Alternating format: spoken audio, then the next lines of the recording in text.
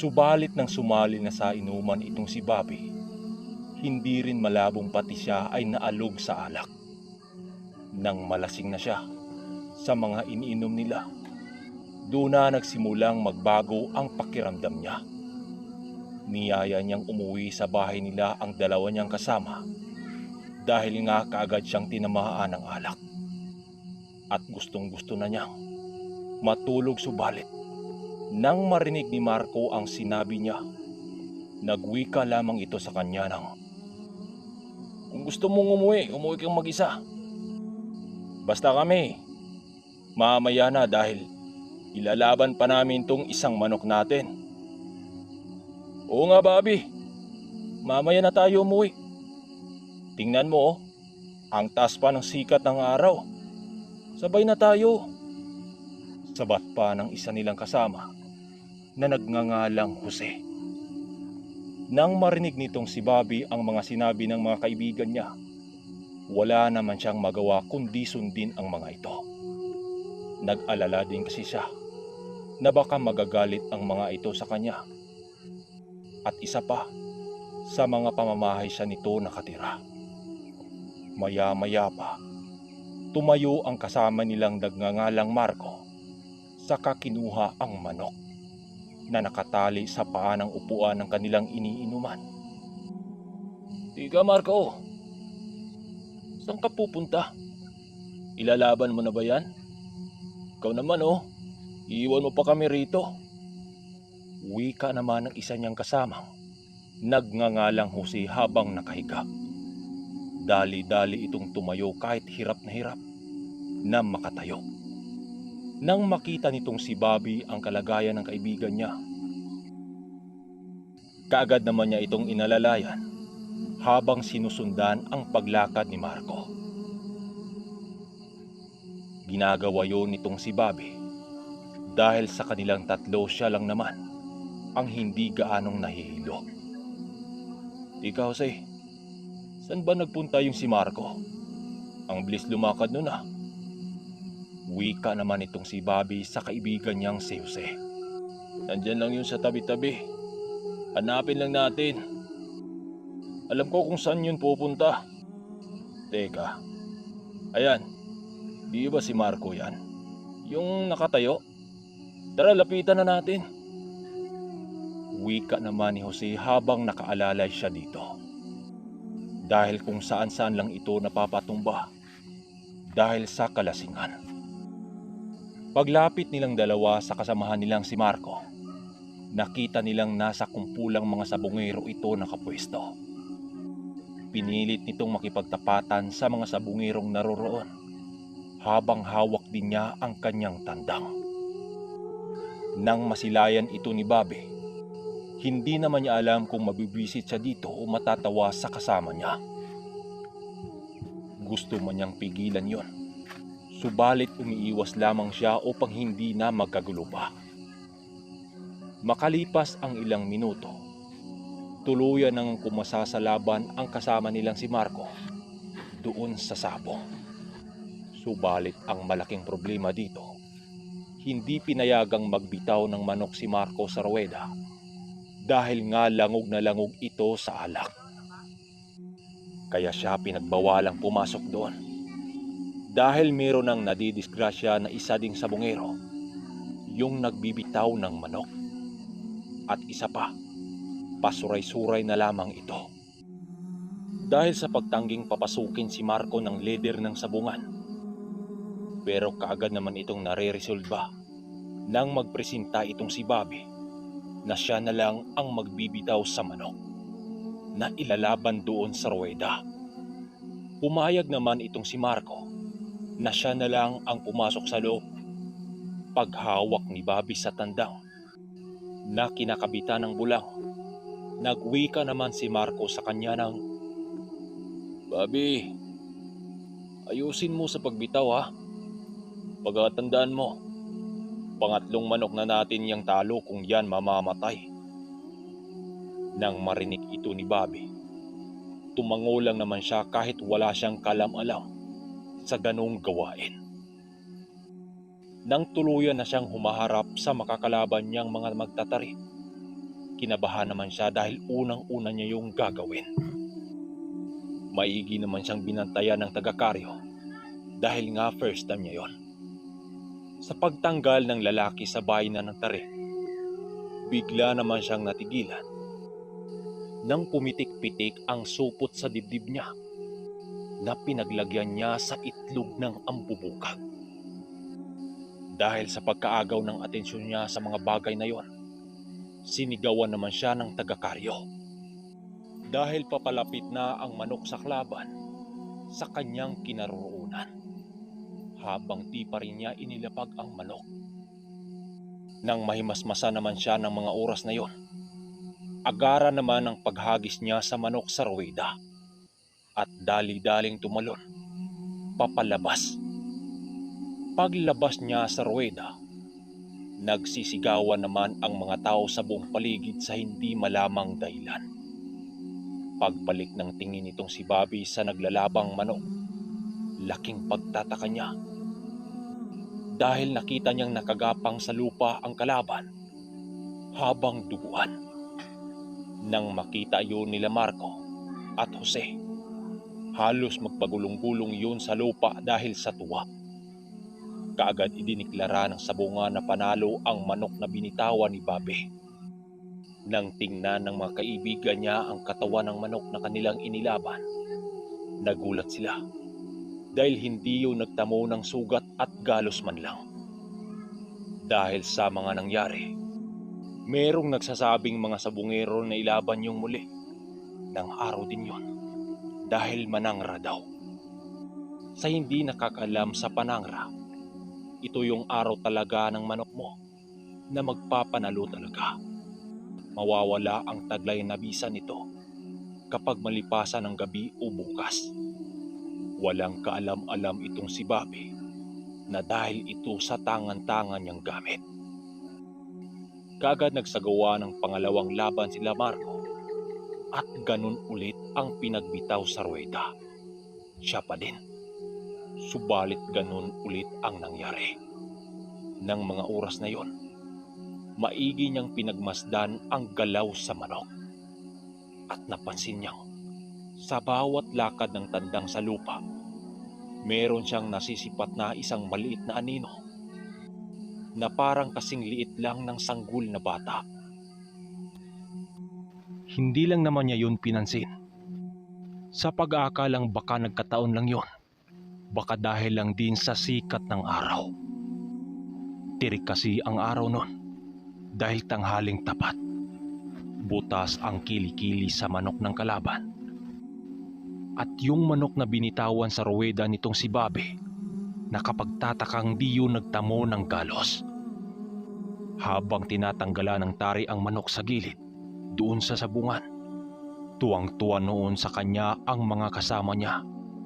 Dahil sa bawat bitaw niya, matik, panalo hanggang sa hindi talaga nakontrol ng mga kaibigan niya ang pagkasakim sa salapi.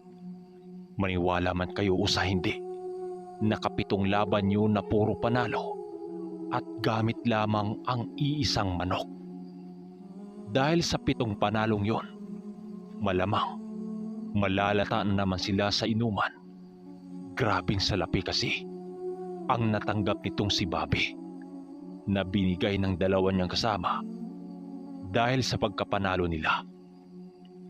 Ilang oras pa ang nakalipas, nalangog na ng husto sa inuman itong si Bobby. Naririnig na naman niya noon sa mga kasama niyang ilalabang muli nila ang kanilang tandang. Subalit para kay Bobby, hindi na kaya ng katawan niya ang labis na pagkalasing. Kaagad siyang sumibat na hindi nagpaalam sa mga kasama niya dahil alam niyang hindi yun titigil. Pag-uwi niya sa bahay nila Jose, mag-isa lang siya noon na umuwi hanggang sa nakatulog na siya. Kinabukasan, nagising na lang siya nang may tumawag sa kanya sa labas ng bahay. Pagtingin niya kung sino yon, ang dalawa pala niyang mga kasama na sila Marco at Jose, at inumaga na yon. Pag-akyat ng mga ito sa hagdan ng kubo nila, bungad kaagad ng mga ito ay, "Oy Bobby, Bigla ka lang nawala kahapon ah. Akala namin kung saan ka na napunta. Kaya nga inumaga kami kakantay sa'yo. Kung babalik ka pa ba? Yun pala, andito ka na. Oo nga pala. Grabe yung panalo natin kahapon ah. 7 bisis. Kaya lang nung inilaban namin ang manok na yon sa pangwalo. Namatay pero okay lang. Tiba-tiba na naman tayo kahapon eh. Wika sa kanya ni Marco. Habang itong si Bobby bumalik sa pagkakahiga habang patuloy niya nakipag-usap. Ayon sa mga kasama niya, yung panalo nila sa sabungan nung kahapon, naubos din yun sa inuman. Dahil dinagsa sila ng mga taong nakakilala sa kanila para makikiinom din. Nang buong araw na yon, tulog sila ng tulog hanggang sa pagsapit ng gabi dahil sa hangover ng alak. Pagkakinabukasan, pagising nilang lahat, balik sa nakagawian na naman sila, makikisaka sa nyugan sa umaga habang sa gabi makikihakot ng isda sa palengke. Hindi naman sa kumakayod sila para sa pamilya, bagkus para lamang sa kanilang gawain, dumayo ng basketball at sabong. At habang kumakain sila ng tanghalian, napag-usapan na naman nilang tatlo ang pinaplano nila. Hoy Bobby, sama ka naman sa amin ni Jose sa linggo. Punta tayo sa malaking pasabong sa kabilang baryo. Malay mo, kagaya nung una, siswertehin tayo. Wika ni Marco sa kanilang dalawa ni Jose. O ba, basta libre ang oras ko sa araw na yan. Sasama ako sa inyo. Sagot naman ni Bobby dito. Matapos ang araw na yon, ganun palagi ang ginawa nila ng magbarkada. Hanggang sa sumapit muli ang araw ng linggo. At gaya ng napag-usapan nila, pupunta nga sila sa sabungan.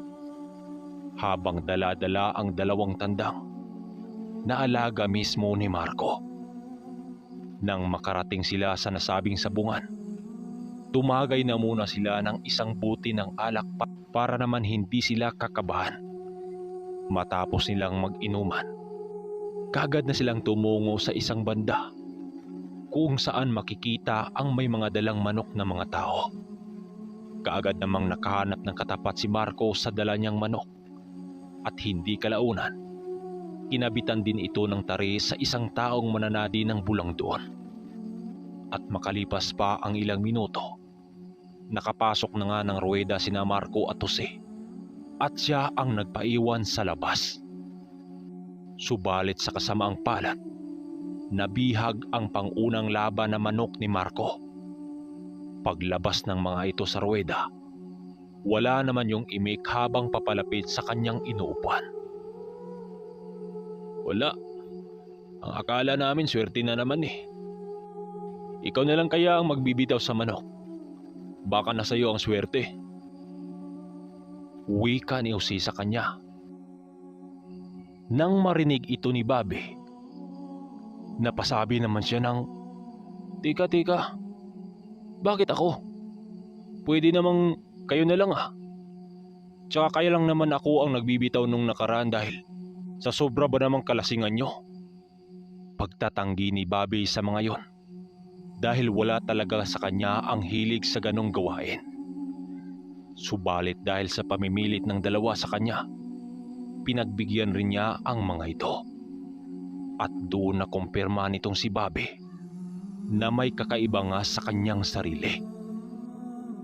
Dahil nung inilaban nila ang mga huling manok ni Marco, nanalo yun at kagaya nung una, wala yung sugat sa katawan. Matapos nun, umupo na muna sila sa mga upuan sa gilid ng sabungan habang nagkakape. Sabi ko na nga ba Jose, si Bobby nga ang may kapakanan ng lahat. Di ba napapansin nyo? Kapag siya ang umawak sa manok na ilalaban natin, nananalo. Pero kapag tayo hindi. Hindi pa man makapagsalita ng tapos ang dalawa kaagad na itong pinutol ni Bobby. Shh! Hinaan nyo nga yung boses nyo. Baka may makarinig sa atin eh. Baka mabuking pa tayo. Oh, maaaring sa akin nga galing ang swerte pero dapat tayong tatlo lang ang nakakalam dito. Nang marinig yun ng mga kasama niya, pumayag naman yun sa gustong mangyari nitong si Bobby. At hindi kalaunan, muli silang lumaban ng sabong. Gamit-gamit ang isang manok. Ayon pa kay Bobby, nakalimang panalo sila ng araw na yon. Dahil sa biyayang natanggap ng magbarkada, tuwang-tuwa naman sila dahil marami na naman silang maiinom at magagawa ng salapi nilang hawak. At lumipas lamang ang isang buwan. Halos na lahat ng sugal ay natutunan na nitong si Bobby. Lahat na salapi na kanilang nalilikom sa mga pasugalan, ginagamit lang nila sa walang kwentang mga bagay. Nawala na rin sa kanilang mga isipan ang pagtatrabaho dahil sa pagkalulong nila sa ganong gawain. Dumating na rin sa puntong marami nang nakipagbarkada sa kanila dahil sa palagi silang may kargang salapi sa tuwing gagala sila o dayod ng pasugalan. Ayon pa kay Bobby, mapasasaring pasugalan man o sa kanilang dadaluhan, tinataob nila ito ng walang kahirap-hirap. Minsan na ring pinagbintangan silang manluloko sa pasugalan dahil ni isang bisis kung makakatapat nila ito, hindi sila nananalo. Subalit dahil sa daming mga barkada nitong si Bobby, walang makapalag sa kanilang pangkat. Isang araw, habang nasasabungan ang grupo nila Bobby, meron siyang nasisipat na isang matanda sa labas ng sabungan na nakatitig sa kanya. Nang makita niya ito, kanya din itong tinitigan. Subalit kakaiba ang aura ng matanda para sa kanya. Dahil sa tuwing tingnan niya ito, tila ba nagliliwanag ito sa paningin niya. Ilang bisis niya yung napapansin hanggang sa hindi na siya makapagtimpi pa. At kanya itong nilapitan. At nang makalabas na siya sa sabungan, agara naman ang pagkumpronta niya rito. Hoy tanda, anong tinitingin-tingin mo sa akin? Siguro inutusan kang magmasid sa akin, ano? Huwag ako tanda. Kung ako pa sa'yo, lumayo ka na rito kung ayaw mong masaktan. Wika ni Bobby dito na para bang wala na siyang respeto sa mga nakakatanda sa kanya. Ang sagot lang ng matanda sa kanya ay, sayang yung tangan-tangan mo, iho. Dahil ginagamit mo lang sa mga gawaing walang kakwenta-kwenta. Ako pa sa'yo, gamitin mo yan sa mabuting gawain. Iwan mo yung mga kaibigan mong nagbibigay sa'yo ng kamalasan sa buhay. hindi pa man nakapagsalita ng tapos ang pulubing matanda. Bigla namang napasigaw ang isang tindirang malapit sa kanilang dalawa nang sipain niya ang matanda sa hita nito. At sino ka naman para pagsalitan mo ko ng ganyan? Kamag-anak ba kita? Wika niya habang inundayan na naman ng tadyak ang matanda. Mabuti na lang dahil kaagad siyang napigilan ng tindera ng mani sa lugar. Dahil sa kanyang ginawa, tumulo lang naman ang luha ng matanda habang paika-ikang naglalakad. Habang nagsasalita ng, Huwag kang mag-alala, iho. Mawawala rin yan sa'yo.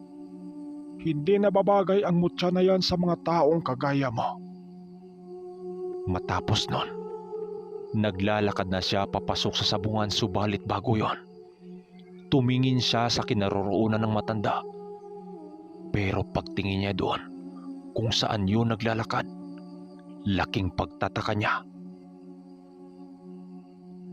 Dahil wala na doon ang matanda at imposible namang kaagad yung makalayo sa kanya. Dahil uugod-ugod na yon. At isa pa, Halos mabalian yun dahil sa kanyang pagtadyak dito. Nagpatuloy ang ganong pag-uugali nitong si Bobby.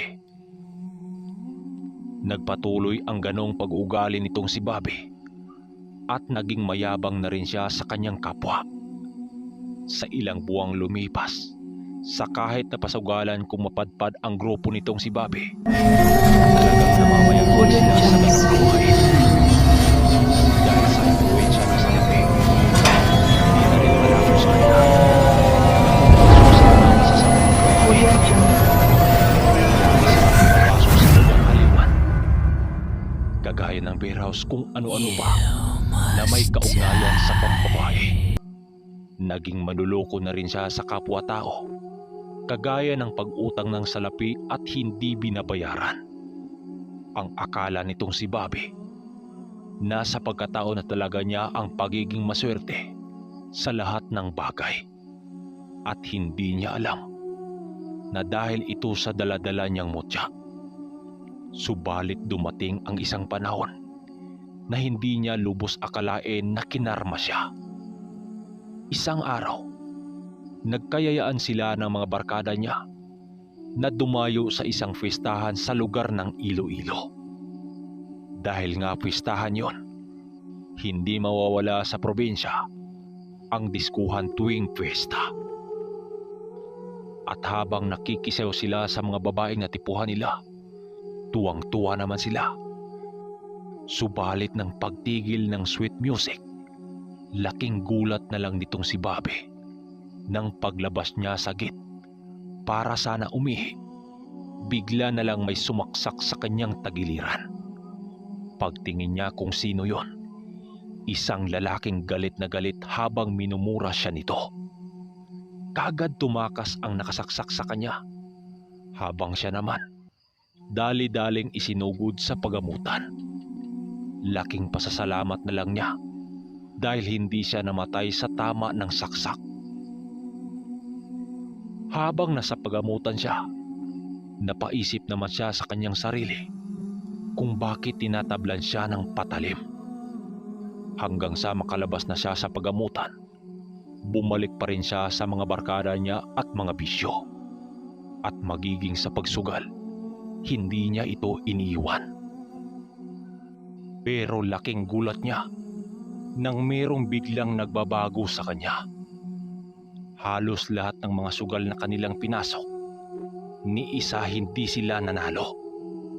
Hanggang sa sinubukan nitong si Bobby ang pumasok sa isang paderby sa kanilang lugar. Pero maging sa sabungan, tila ba nilayasan na siya ng swerte sa katawan. At dahil sa mga nangyari sa kanya, unti-unti niya siyang nilayuan ng mga kaibigan niya. Dahil sa tuwing magkasama sila, palagi na lang silang makakakita ng gulo sa lugar. At palagi ding napatrubol. Pati na rin sila Jose at Marco. Di na rin sila halos nagkikita dahil mismong bahay nito iniwan ng mga yun sa hindi malamang dahilan. Hanggang sa bigla na lang natauhan itong si Bobby nang tingnan niya ang supot na pinaglagyan niya sa mutya. Dahil pagbukas niya sa isang supot na dala-dala niya, wala na doon ang mutyang palagi niyang dala-dala. Simula nung mawala sa kanya ang mutyang yon, doon na nagkandalitsi-litsi ang buhay niya. Hanggang sa naisipan na lang niyang umuwi sa lugar nila, doon sa Guimaras, para balikan ang mga magulang niya. At hanggang dito na lang ang kanyang kwento. So mga kaermitanyo, anong masasabi niyo sa kwento niya? Karapat-dapat ba talaga sa kanya na karmahin? O sadyang wala lang talaga sa kanya ang gumagabay? So ano? I-comment nyo sa baba kung ano ang opinyon nyo sa kwentong ito. Hanggang dito na lang. Hanggang sa pagbabalik ng Ang Ermitanyo.